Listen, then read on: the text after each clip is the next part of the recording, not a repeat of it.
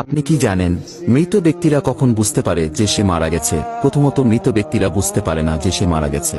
মৃত ব্যক্তির মৃত্যুর পর আত্মীয় স্বজনের কান্নাকাটি, গোসল দেওয়া, কাফন পরানো, এমনকি কবর দেওয়ার আগ পর্যন্ত সে মনে করে মৃত্যুর স্বপ্ন দেখতেছে। এমন অবস্থায় সে চিৎকার করে সাহায্যের জন্য বা তার স্বপ্ন ভাঙানোর জন্য। কিন্তু আফসোস, কেউ তার চিৎকার শুনতে পায় না।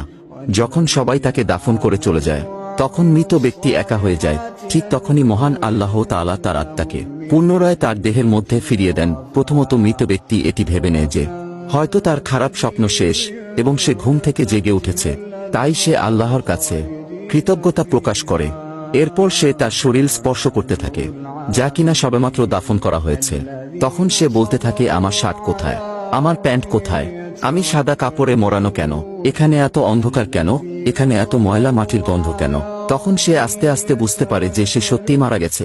আপনি কি জানেন, যখন কোনো মানুষ মারা যায় তখন তার কবরে কি ঘটে? মানুষ মারা যাওয়ার পর যখন তাকে দাফন করে সকলে চলে যায়, তখন মৃত ব্যক্তি তাদের পায়ের আওয়াজ শুনতে পায়। তখন মহান আল্লাহ তাআলা পুনরায় তার দেহের মধ্যে আত্মা ফিরিয়ে দেন। তারপর তার কবরে দুইজন ফেরেশতা এসে উপস্থিত হয়। তারা এসে মৃত ব্যক্তিকে বসিয়ে তিনটি প্রশ্ন করবে। প্রথম প্রশ্ন করা হবে, মান রব্বুকা, তোমার প্রভুকে? মৃত ব্যক্তি ঈমানদার হলে বলবে, রব্বি আল্লাহ, আমার প্রভু আল্লাহ। তারপর দ্বিতীয় প্রশ্ন করা হবে, মান দিনুকা, তোমার ধর্ম কি? অতএব তৃতীয় প্রশ্ন করা হবে। নবীজির ছবি দেখিয়ে বলবে, মান হুয়া, এই ব্যক্তিকে? মৃত ব্যক্তি শেষ নবীর উম্মত হলে বলবে, ইনি হলেন আমাদের শেষ নবী হযরত মুহাম্মদ সাল্লাল্লাহু আলাইহি ওয়াসাল্লাম।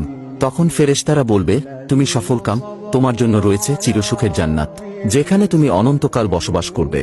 যদি তুমি প্রশ্নগুলোর উত্তর না দিতে পারতে, তোমাকে আগুনের গর্তে নিক্ষেপ করা হতো, সেখানে তুমি অনন্তকাল জ্বলতে। আপনি জানেন কি, মৃত্যুর 40 দিন আগে কি হয়?